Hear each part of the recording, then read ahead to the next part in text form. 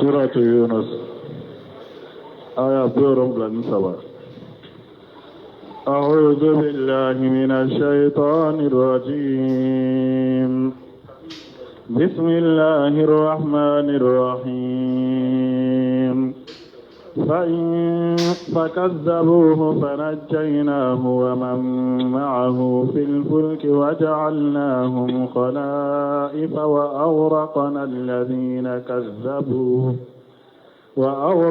الذين كذبوا بآياتنا فانظر كيف كان عاقبة المنذرين. بسم الله الرحمن الرحيم، والصلاة والسلام على نبينا محمد وعلى آله وأصحابه وسلم تسليما كثيرا. سبحانك لا علم لنا إلا ما علمتنا إنك أنت العليم الحكيم. أستغفر الله الذي لا إله إلا هو الحي القيوم وأتوب إليه. اللهم انفعنا بما علمتنا وعلمنا ما ينفعنا وزدنا علما. biye araba suye hijriya bakele ani kemenani ani binani ani saba saharu jumadale akhri minye hijriya sankalu worona bisuye o fulanae miladi nasarau ka jate ba fula ani muga ani fula sankalu folo bisuye o durunai ambe dawda bugu masjid ar-razzaq wambo kono. a'udhu billahi minash shaitanir rajim. fakajjabuhu fanajjaynahu wa man ma'ahu ila akhir al-aya. ni aya min kalanan kala masamin kurtalendo ni aya nuhu kamugo tumami achira uma o kuma udo fora kuno aya temenuna bi min kalanan kala ko fakajjabuhu ala ko nuhu kamugo ku ye nuhu ku ya galontiga aya warela kajjabati qaumin nuhi al-mursalin ala ko nuhu kamugo ye chiden be galontiga afora o yorola munna ku ye chiden be galontiga parce que chiden kele niya galontiga imadala abe komi eye chiden be galontiga ya ala ko fakajjabuhu uyennuhu galontiga fanajjaynahu man ma'ahu ala ko ale nuhu kishi ani mugo munu faralembe nuhu ka akadinala ale nuhu kishi ani munu faralembe nuhu ka akadinala fil fuluki bato inkono bay nuhu tumami ala tumba fe kan nuhu ani munu limane anaye ka faraka ka dinala ala tumba fe ku kishi wakati mi akon nuhu ka bato ndo de dila u ka do bato inkono ani dia danfe be abe fula chemana musoma wodoro de na kulu inkono bato inkono sankaba be jigi dugukolo be poi fo ji fula intara be chamanchela fengu fentumbe dugukolo ka be tora ji kono munun kisira munun faralentumbe nuhu ka batola ulude kisira wajalinahum khalaifa fil ard ala ko nu khalaifa alayhi nuhu ani munun kisira ka fara nuhu ka aye ulude ke dugukolo nona bilay ode yato uba fo nuhu mako abul basari sani ko hada madan ka fa fulana an fa folo oye adamade juriya bora adamala kana nuhu tile jiwoyo minna na ube halakira nuhu na ka juriya ni munu limane ka faraka ulude ka shiu fule jiya kono sisa sina tobe halakira nuhu ni munu kisira bato kono ala yo ode ke dugukolo nona bilawye wa aghraqna alladhina kajjabu bi ayatina ne ala ye mogo to ji kono mogo munu ye ne ala ka aya galontigaya nya be to ji kono ka be halaki wodi to imamuna malik rahimahullah ako as-sunnatu ka safinati nuh imamuna malik ko ako ciden ka sunna min fulen ni ko abe ko min nuhu ka kulu bato man rakibaha naja wa man lam yarkibaha halaka na cogo do la man rakibaha naja wa man lam yarkabha khariqa na cogo do la man rakibaha naja wa man lam yarkibha man taqallafa anha halaka akun nuhu ako sunna ko abe ko min nuhu kabato ko ciden ka sunna min fulen ni ko ni mogo min donna lay kisra ni mogo mo mado sunna lay be halaki imam na malik rahimahullah akon sunna be ko min nuhu kabato de nuhu kabato wakati akon munu nyere la bato inka ko lu kisra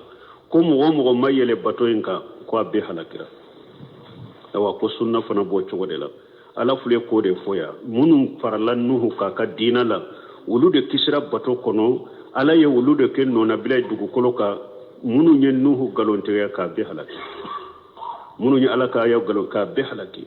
fanzuru kayfa kana aqibatu almunzarina fanzuru ala ko ay ya muhammad ala ko muhammad e kallaje kayfa anjayna almu'minina ni ala ya mu'minu kishi cogomi wa ahlakina almukaththibina ni galonte gala nyulu halaki cogomi munjarina ye gonye munum bagara numa bagali me alla je ke ne yulla banke cogomi nya be halaki aw mugo ni be cide ngalon tiga ya haranka cide laban bo cogode la munum tugura ko ulu ye kisi bagawe mugo matugo cide ko bagali sheri mafana illa banya halaki de ثم بعثنا من بعده رسلا إلى قومهم فجاءوهم بالبينات فما كانوا ليؤمنوا بما كذبوا به من قبل كذلك نطبع على قلوب المعتدين ثم بعثنا من بعده رسلا ala ya fo masamin kurtaleno ko nuhu temenen kofe ko alaye cide wunci ila qaumihim kata ukam qawma nuhu temelen kofe alaye cide wunci kata ukam qawma fajawuhum bil bayinat cide nanu kam qawma ni hujawiye ani derila jelu taman shenni della munum bayira ko cidew ni min nana ko cinyade do cidew ni o nana ukam mu'ma fama kanu liyuminu bima kajjabu bihi min qablu me ciden cide ciray kam mu'ma ala ko ukam mu'ma ke nu belli manani fenye nuhu ka mu'o ye min galon tege ya ulunye nuhu kam mu'o ye min galon tege ya ulunye ulu fana make nu belli mananoye uyasru nuhu kamugo ye nuhu galontiya donc ulu fana ka cidon o cira nu mani della jele mununye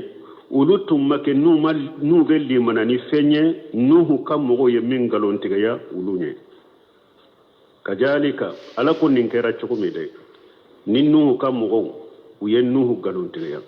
cide munun cira nuhu fana kofe o fana kamugo yu galontiya nuhu kamugo yu galontiya chukumi ani cide munum be nuhu kofe nuhu fana yu kam go galon tiga de togomi o ko togo kele na de neti baw ala qulubil mu'tadina mugo ya dantide ne ala ba be dusukun noro nin togo de la nute kandaye mba be dusukun noro ni ka be dusukun datugu nin togo de la nute kandaye abe komi ni ala ko aya kono on nuhallibu afidatahum wa absarahum kama lam yuminu bihi awwala marra ala kunni ala buddu sukunyele made anu nyedaw tinyana ni ma wakati forum nu malli manani tinyede o sababula ne ala yuddu sukunni nyedaw yele makabo tinyawa donc nuhu kam go ya galonti ya chogomi aw chogo kelendela mogo ye yadanti de ale ala ya beddu skunda tugude utelli mania ni cinyai ثم بعثنا من بعدهم موسى وهارون إلى فرعون وملئه بآياتنا فاستكبروا وكانوا قوما مجرمين ni alako wakazalika netiba ala qulubul mu'tadin bunkashir ko rahimahullah ako ay kama taba Allahu ala qulubi haula fama amanu bisababi takjim wal mutaqaddim ko male alaye nunun biskun noro chogomi numa limanani fenye min temena hakaja yatba Allah ala qulubi man asbahahum mimman ba'dahum awa mugo be ko min kafiru chogo ale alaba be biskun noro ni chogo dela kan noro nute kanday ويقتم على قلوبهم أبي تمبونك وقد سكوننا فلا يؤمنوا حتى يروا العذاب الأليم وتلي من أبرافون يلا جابر دمنا يونيانا والمراد أن الله تعالى أهلك الأمم المكذبة للرسل لا يمني لا نيموني alakum mantum munun temena nu ye cide ungalon tigaya ko ale ala yu halaki wa anja man amana bihim nabiyuma munun temena cide munun temena mugo munun limana nu ye ale ala yu kishi wajalika min ba'di nuh alayhi salatu wassalam wa kera nuh ko fe kisini ne mabaka fa inna an-nasa kanu min qablihi من زمن آدم عليه الصلاة والسلام على الإسلام إلى أن أحدث الناس عبادة الأصنام كتا آدم لا هذا ما دون تنكرا كتا آدم لا فوقنا نوح كوقت لا تمام مغو يبولي بطو دو دينا فنو فباس الله إليهم النوح عليه الصلاة والسلام على نوح تشوما كسين نما بكا كتا آدم كان نوح لا مغو بيتم بلي من يدك abetu nyesi la manyuma de fulanka foya tunte dinala tumam nuhu kam mo uye fulanka foya kede alay nuhu ci wali haja yaqulu lahu almu'minuna yawm alqiyamati ninde koso mu'minu bafo nuhu ya qiyama do anta awwal rasuli basahu Allah ila ahli al-ard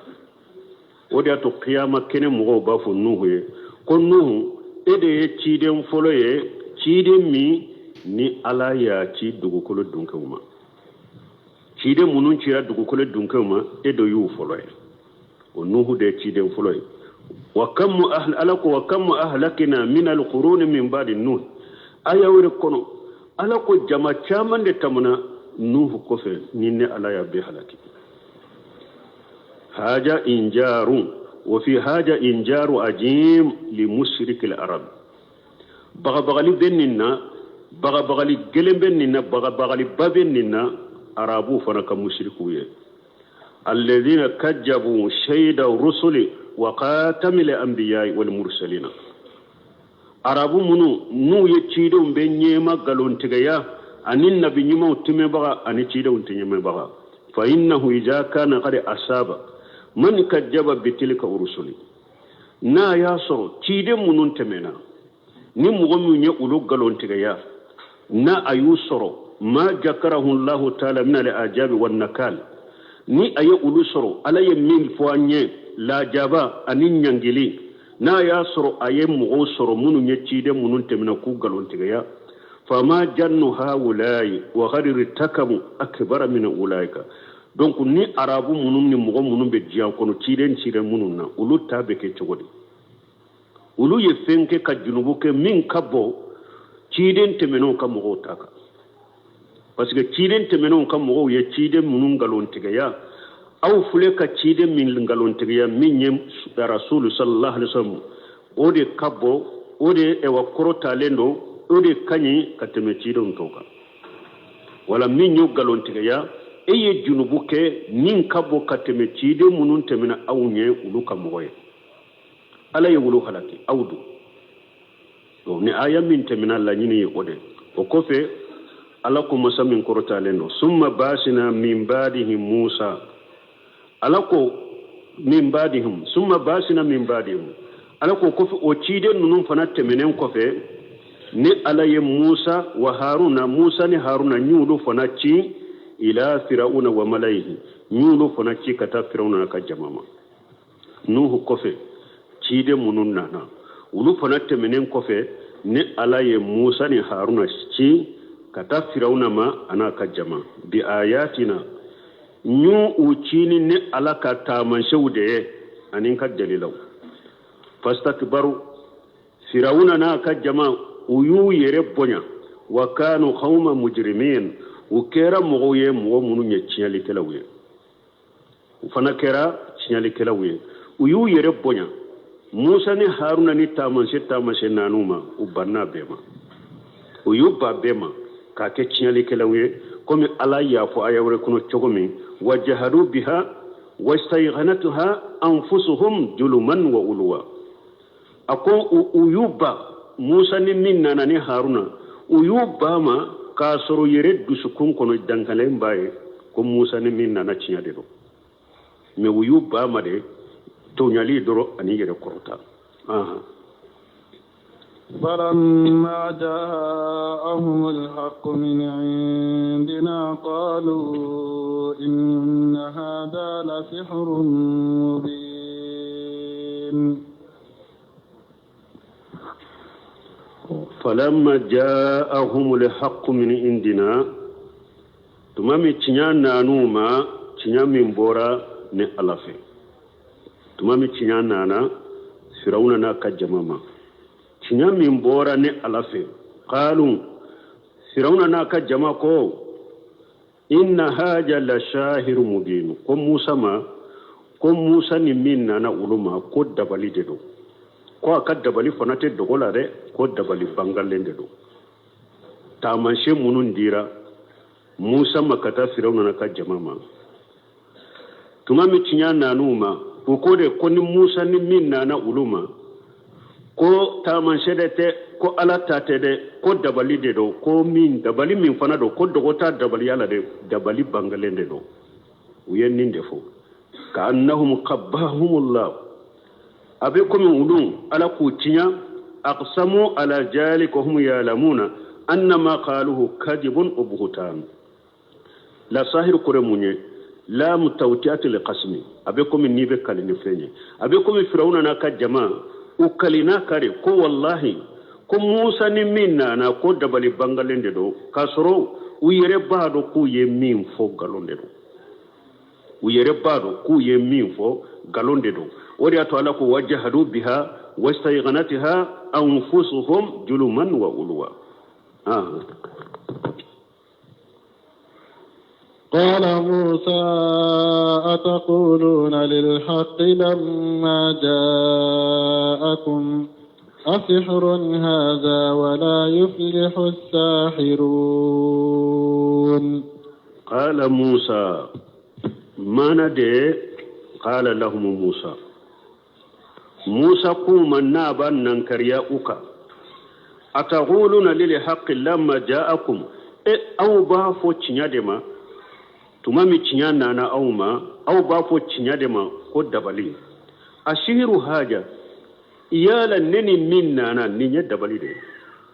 neni minna na te yala ninye dabali de au bafo chinyadema ko dabali yala ninye dabali de wa wala yuflihu shahirun aw dabali kelaw be yoro ganye tuye wuto kala nyini soro ube shiram min no tekisala dabalikela be yororo jinya kono dabalikela ibe min nyini ala fi kan nyini fe ita soro ibe shira min nyere ala bode kila dabalikela lagara min kadiye ita soro qiyama keneka ibe shira min nyel lagara o de biso falaha koro ninde falaha yede min kadiye ka soro ibe jiro min naka kisama awa dabalikela wotai abe yororo wala yuflihu shahiruna dabali kelaw konitenni yoro soro te ganye yoroshi قالوا أجئتنا لتلفتنا عما وجدنا عليه آباءنا وتكون لكما الكبرياء في الأرض وما نحن لكما بمؤمنين. قالوا فرعون ناكجمكو موسى ما أجئتنا موسى إننا أو مدوا لتلفتنا أما وجدنا عليه آباءنا إننا مدوا pour kan kodi kan yelema ka bo fenka anyam fawsoro minka safe nana de ko an yelema kan bo fenka an yan fawsoro minka ina pour kan yelema ka bo de ka eni haruna aw na kunyode watakuna lakum al-kibriya'u fil ard korota animma baya aw no soro dugu koloka anka aw na kunyode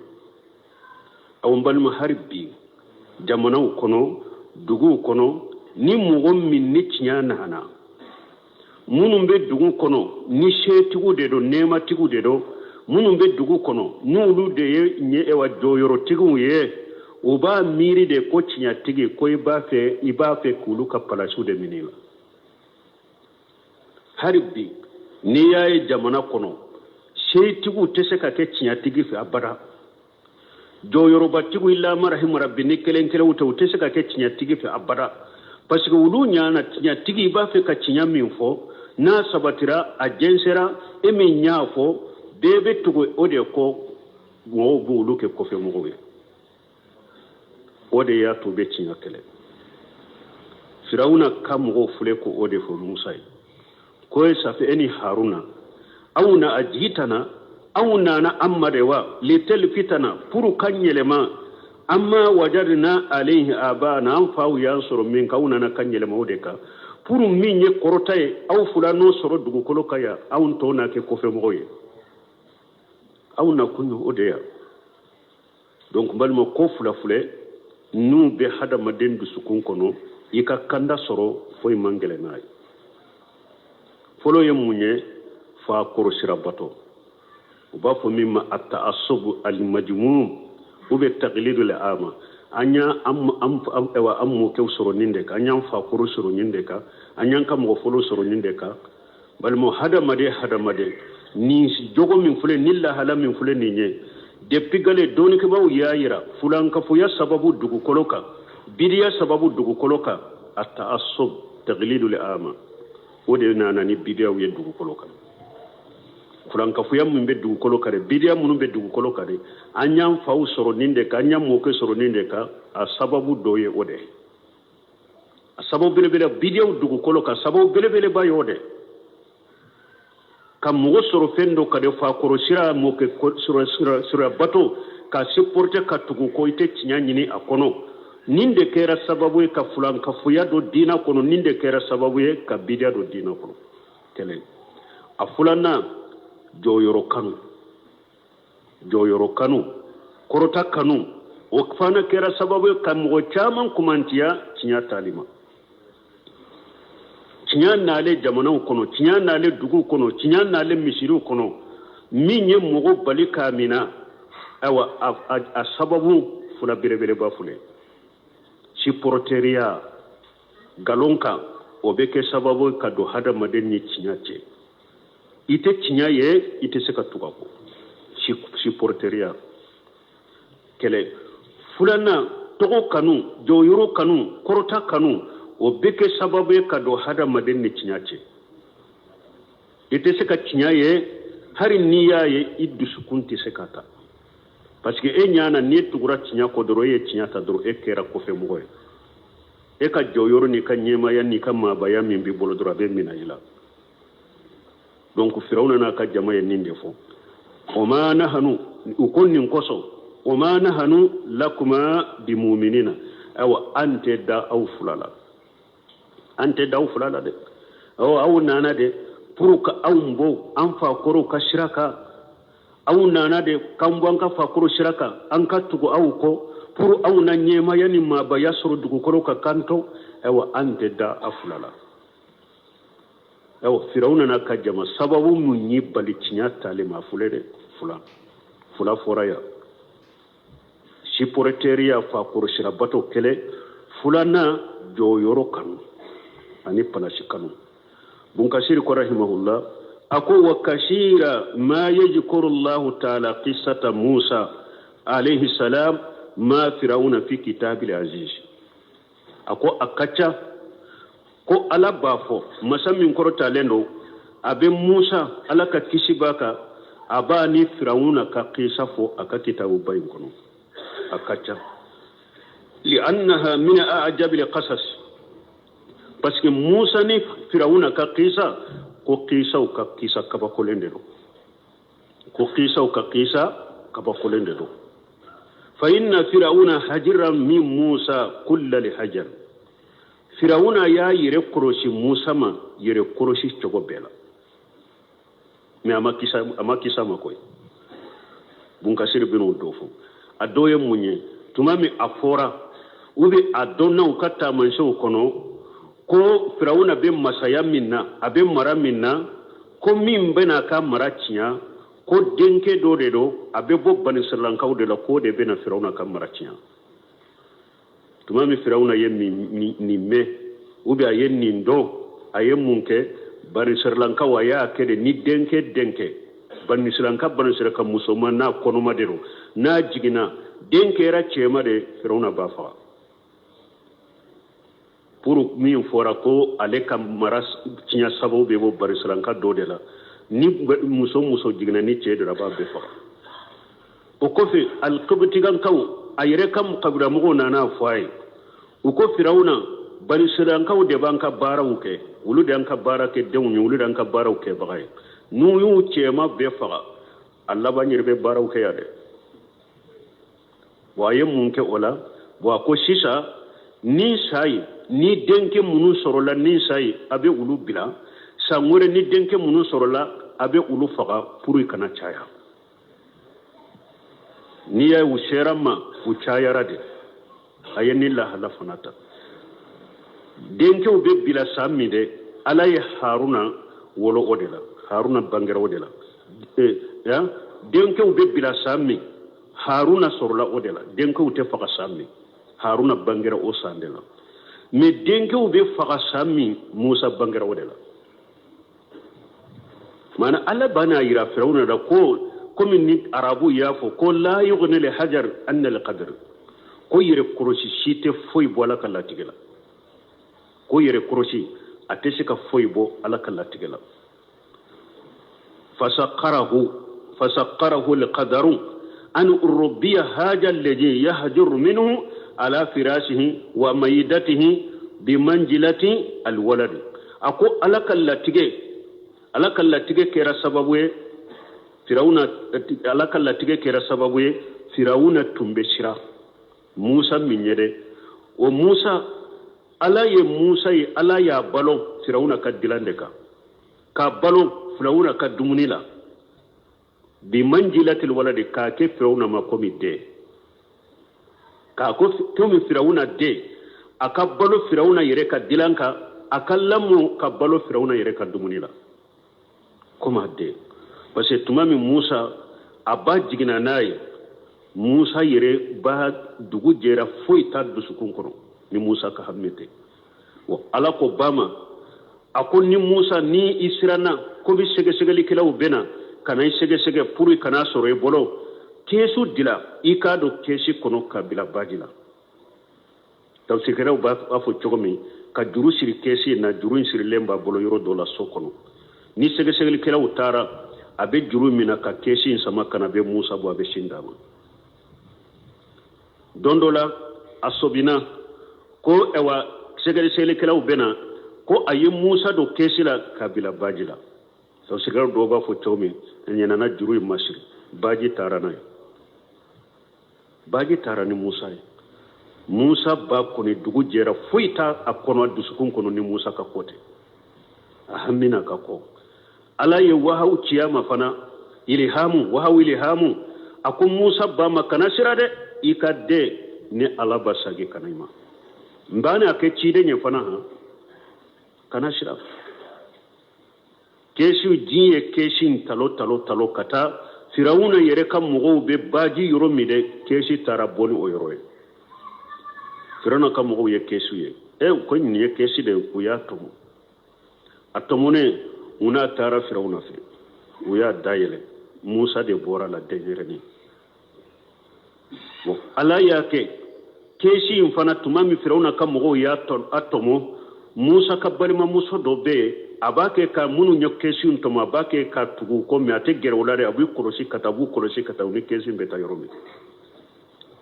fo u n'a nana firawuna ka yɔrɔ la u y'a dayɛlɛ firawuna ye ɲa dara musa kan ko cɛmani da k'u ka faga a muso ko ye kana nin faga nin to ye ne ni e an ma den sɔrɔ nin to ye a bɛ se ka kɛ a bɛna nafa ou bien a n'a kɛ den ye kana nin faga ala ye musa kanu bila firawuna dusukun kɔnɔ a ma faga a y'a fagali to ye a ko sisan a ye muso ɲini a ye muso minnu jiginna n'u denw fagara a ye taa u wele kelen kelen ni musa sɔnna ka min si mina o na sin di musa ma a n'a sin min kɛ u bolo ala ye mun kɛ o fana la ko haramuna alayhi almaradiya min qablu fɛn o fɛn muso de ni nɔnɔ b'a sin kɔnɔ ala ko ale a bɛ sin haramuya musa ma a b'a ɲɛ ni muso nana ka sin di musa ma musa b'i ba la k'u to o la dɛ a balimakɛ in gɛrɛli o la a balimamuso in gɛrɛli o la a ko yala ne ka somɔgɔw dɔ yira o la o somɔgɔ ninnu ni nin den kɔni y'a sin mina a bɛ si a la misin na a b'a kɔnɔnadiya ka den mara fana u ko taa o tigi nɔfɛ a taara musa ba wele ka na musa ba y'a sin di musa ma yɔrɔ min musa y'a mina k'a min fɔ a kɔnɔ fara firawuna ko sisan e bɛ to n bolo ya dɛ nka du kɔnɔ ya i ka sin di n den ma ko ayi a ko ne tɛ se ka yɛlɛma i ka du kɔnɔ ko n bɛ sin di den ma dɛ n'i bɛ sɔn ne bɛ taa n'a ye dɛ ne bɛ taa n'a ye fɛ de ka sin d'a ma a ko baasi t'a la ko taa n'a ye musa ba taara ni musa ye a b'a kɛ ka sin d'a ma firawuna b'a sara fana ko sin min sara ko ale de firawuna b'a sara fana hari tuma min a ye sin bila a nana lamɔ firawuna yɛrɛ ka du de kɔnɔ k'a kɛ komi a den a bɛ da firawuna ka dilanw de ka sinɔgɔ a bɛ balo firawuna ka dumuni de la summa tara'ara o kɔfɛ musa a tora ka lamɔ ka taa ka fonnankɛya fo a nana kɛ hadamaden dafalen k'a kɛ kamalen ye tara'ara kɔrɔ ye mun ye nasa wa sabba wastawati qamatuhu Allah mun a tora ka fɛn kata a tera ka kɔrɔbaya kata fo a kɛra kamalen dafalen ye tara'ara kɔrɔ ye nin ye wa aqada Allahu lahu sababa wa ala ye sababu dɔ kɛ musa ye akhrajahu min bayna ajhurihim sababu min b'a to musa bɛ bɔ o cɛ la tuma min a kɛra kamalen ye k'a kɛ fonnanka ye ala ye sababu dɔ fana siri sababu min bɛ kɛ sababu musa bɛ b'u cɛ la o kɛra sababu jumɛn ye don dɔ tilegan fɛ dɔrɔn a bɔra a bɛ yaala misira dugu kɔnɔ a ye cɛ fila sɔrɔ u bɛ kɛlɛ la dɔw ye kubitiganka ye firawuna ka mɔgɔ dɔw ye banisalanka ye banisalanka in ko musa ma ayiwa a ko n'i mana n dɛmɛ nin b'a fɛ ka n bugɔ dɛ musa nana k'a bolo kurute ka kubitiganka in gosi ala y'a latigɛ a sara bokisi kelen dɔrɔn a sara o kɛlen dugu jɛlen musa b'a kɛ ka ɲini firawuna n'a ka jama b'a kɛ ka ɲini nin kubitiganka min fagara jɔn y'a faga u b'a kɛ ka fagabaga ɲini u ma fagabaga dɔn o dugusɛjɛ tuguni o tileganfɛn kelen musa bɔra a bɛ yaala la dɔrɔn a y'o banisaranka kelen sɔrɔ tuguni ani kubitiganka dɔ bɛ ɲɔgɔn na banisaranka ko musa ma a ko n'i bɛna n dɛmɛ nin fana b'a kɛ ka bagan ma dɛ musa ko e fana tɛ fɛn dɔn e fana ye fɛn dɔnbali ye sa dɛ kunu e ni dɔ tun bɛ ɲɔgɔn na yan bi e ni de dɔ bɛ ɲɔgɔn na tuguni tuma min musa ye mankan ci ale la musa y'a bolo kuru ko a bɛ kubitiganka in de gosi tuguni ale ɲana musa ye mankan min ci a la bolokuru in bɛ don ale de la bolokuru in fana ye baara min kɛ kunu ale b'o dɔn a ko musa iba fe kan ne fana faga wa komi kunu ye mo faga cogo min kuma tegan ka kele bana abolito tara firawuna fe ako ja min nyanka mo faga kunu Musa de aw firawuna ye jama fara ɲɔgɔn kan ɲɔgɔn ye ka kɛ i ka fɛɛrɛ kɛ ka taa Musa mina kana ka faga olu ye ɲɔgɔn ye kɛ yɔrɔ min sani firawuna ka cidenw ka wuli ka taa Musa ɲini mɔgɔ dɔ wulila ka boli ka taa Musa ma a ko jama ye ɲɔgɔn ye kama k'u bi faga i bɛ yɔrɔ min dɔ taa dɛ bɔ i ka taa dɛ o b'a kɛ k'i ɲini k'u bɛ nin faga Musa ye Madiyana ka sira minɛ a taara Madiyana o de la a sere Madiyana o kisaw bɛɛ a sere Madiyana ka mɔgɔ ɲuman in ma Musa ye kisa la kala ye a ko Musa ma ko hakili sigi kisira i hakili sigi kisira i ka mɔgɔw firawuna n'a ka jama ka mara tɛ yan ka u tɛ se ka se ma yan bunkasiri kan filɛ o de ma ala ye sababu kɛ sababu min ni Musa bɛ bɔ o cɛ la warajagahu nabuwatan wa risalatan wa takliman wa basahu ilayhi aw ala ye Musa garijɛgɛ nabiɲumanya la ani cidenya ka Musa garijɛgɛ a ka kuma ɲɔgɔnya la ka Musa kuma ɲɔgɔnya ka Musa ci ka taa firawuna ma liyad'uhu ila Allah ta'ala liya'budahu wa yarja ilayhi pour Musa ka taa firawuna wele ka taa ala ma firawuna ka ala kelen pew bato a ka sagi ka taa ala ma haja ma kana alayhi firawuna min ajamati limalakati wa sultani ka fara nin bɛ ka firawuna tun bɛ masakɛya ba min na ani a tun bɛ faamaya ba min na a ye Musa cama fajahu bi risalati llahi ta'ala Musa nana firawuna ma ni ala ka cidenya nana firawuna ma masa min kortalen do walaysa lahu wajiru siwa akhi haruna alayhi salatu wassalam deme baga warte Musa la fara na balimake haruna te fatamarrada firawun wastakbara tumami Musa ni haruna unana firawuna ma aya yere bona ay kanna geleyara ka yere bona wa ghajatul hamiyatu abaka jahiliya min wala fasaliya soro wa nafsul qabisatu al abiyatu ani ninjugu min bala nin bani min bala wala warasahu aya akunyelema wa tawalla bi rukunihi aya ko dana ka fangai wa dama laysa lahu aye fendo wele kata yire ma min ta tayi ko alai wa tajahama ala allah aya nyishi alama ala kelelima wa ata akana adante mena wa baghiya ayadara wa hana hijibal iman min bani israila jama kulum munun ye mu'minu ye bani israil kawun ayen wulu dogoya wallahu ta'ala yahfizu ar-rasulahu Musa alayhi salatu wassalam ala fana masammin korotale no abaka cide aba koloside min ye Musa wa aghahu haruna ana kabalmake haruna wa yuhattuhuma bi inayatihi abake ka sagalike kabu fulama ni aka korosiliye wa yahrisuhuma bi aynayhi abake ka Musa ni haruna korosina nye fulay min ya alay allati la tanam nyami na teshinogo ولم تدل المحاجات والمجادلة والآيات تقوم على يد موسى شيء بعد شيء من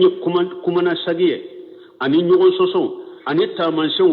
يرالين ولما ولي وباك كاجو موسى تجلا كتاب فرعون دوني كوفي ومرة برا مرة شيء سيندو كوفي مما يبهر العقول كبكم منو nube hakilima abe nube hakili ube hakili kabako munumbe hakili kabako wayudu hisul albabi kabako munumbe hakilima kelenkele kono nafili mimma la yaqumu lahu shay'un kabako munumni tamanse munume foi tese ka jo ukoro wala yati bihi illa man huwa mu'ayyidu min Allah kabako mununi mo shi tese ko nati fo mo minni Allah de baki ki sembentiya وما نريهم من آيات إلا هي أكبر من أختها وده تلاقوا آية وركونو أكو علما تامنشي شيرا فرعون نجم أكا جماما فو تامنشي فم من بو كوفي أكبو كتم من يرلولا أو تامنشي بيغا لولا نينشي لولا نكلي من يرلولا من بين كوفي أكبو كتم من يرلولا فو كتها بالدفع وصمم فرعون وملو فرعون ناكا جماما udumera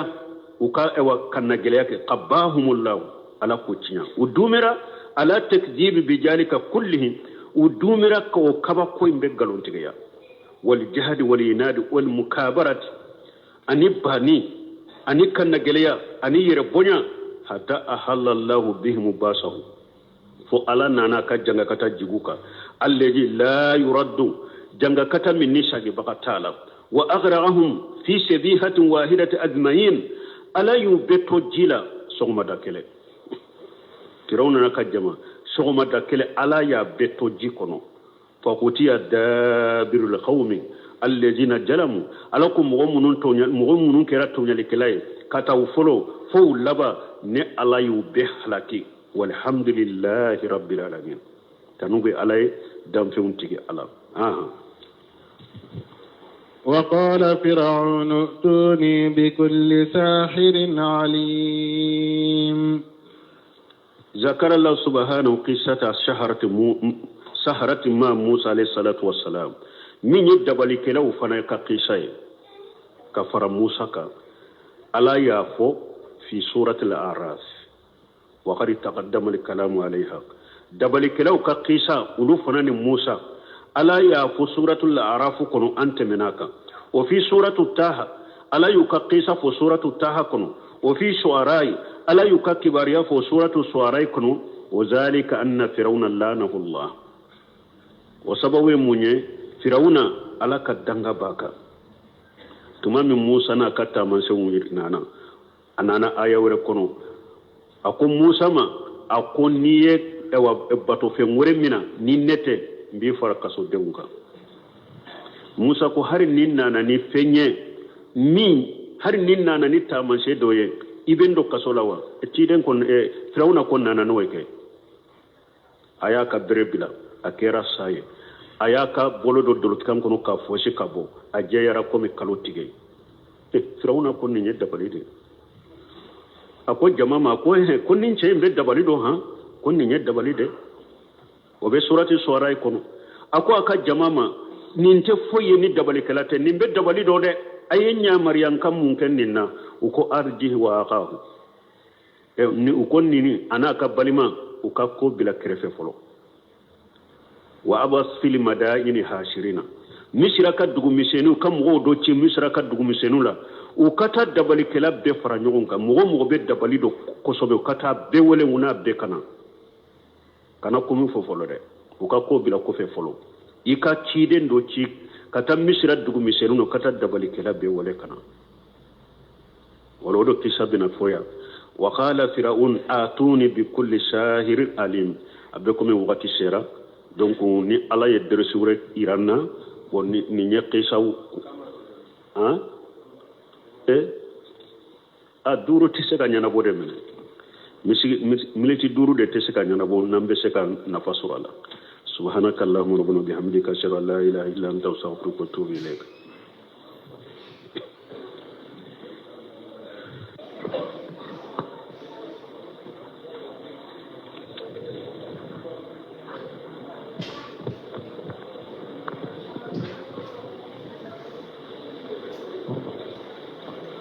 سورة يونس